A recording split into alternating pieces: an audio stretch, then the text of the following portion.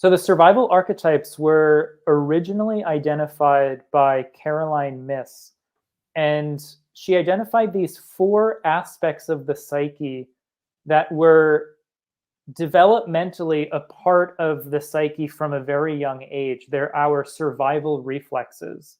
They're the patterns of adaptation that we use to always ensure our safety, security, and survival, which are the child, the victim, the saboteur, and the prostitute. So if we start with the child, we're all born into this world through the womb of a mother.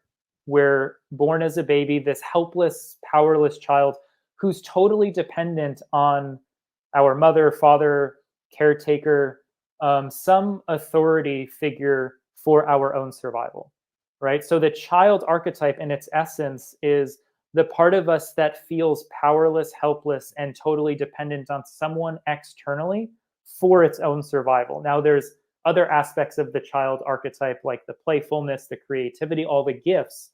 But on a foundational survival level, we're seeing the child as an individual who's still dependent on someone else for its own survival. And so this child goes through its early years, its childhood, and eventually there's a moment in time where it feels victimized.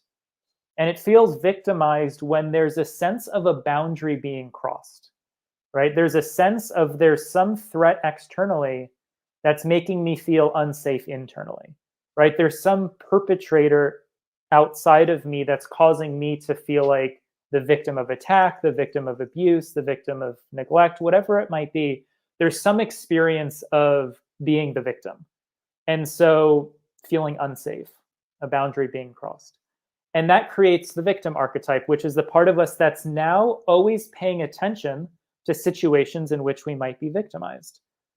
Then we come to a moment in which we feel as though being ourselves, speaking our truth, and being authentic is not safe. So we meet the saboteur. And the saboteur says you need to self-sabotage in order to get your survival needs met. It might be speaking my truth at family dinner is not safe, where if I say how I really feel, I might trigger something in my parents or whoever, and that might feel unsafe. I might not get dinner that night, whatever it might be.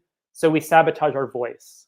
You know, there might be times in which we have to sabotage our body or our values or our passions or our interests. Maybe we're taught that, you know, you can't follow your passions and your interests. You only have you have to do what is required to make money, right? A lot of children are taught that from their parents who are not maybe living their sense of purpose, or maybe they don't enjoy their career.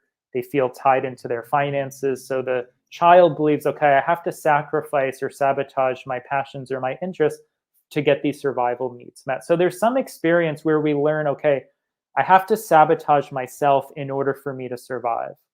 And then finally, we get to this place where there's a feeling like we have to compromise ourselves. We have to negotiate ourselves. It could be compromise our values. It could be negotiate our integrity or our self-worth. Or it could be there's a moment where we feel like we have to allow ourselves to be taken advantage of for our own security or our survival. It could be saying yes or people pleasing when we want to say no, but we feel like it's not safe or okay to do so. So we learn these survival strategies as children, all as a way of getting our survival needs met. Because like I said, we're this helpless, powerless child that's still dependent on an external figure for our own survival. And so we learn these patterns of adaptation, and they get imprinted in the psyche. So as we go through, you know, later childhood into early adulthood, those programs are still pretty deep in there. And even as we get into adulthood, we're no longer dependent on someone else for our survival. Maybe we have our own job, we're paying our bills, we can put food on the table, a roof over our head. But those programs are still running so deep that we still play them out, because the parts of us that were traumatized at that time actually didn't evolve past that point. They got frozen in time. So those parts of us are still looking at the present through the lens of those past experiences, and are seeing an argument or a situation at the dinner table through the lens of your inner 5-year-old. And even though you're 33 or 34 at the time, The part of you that's reacting is still 5 years old because it's stuck in that previous experience.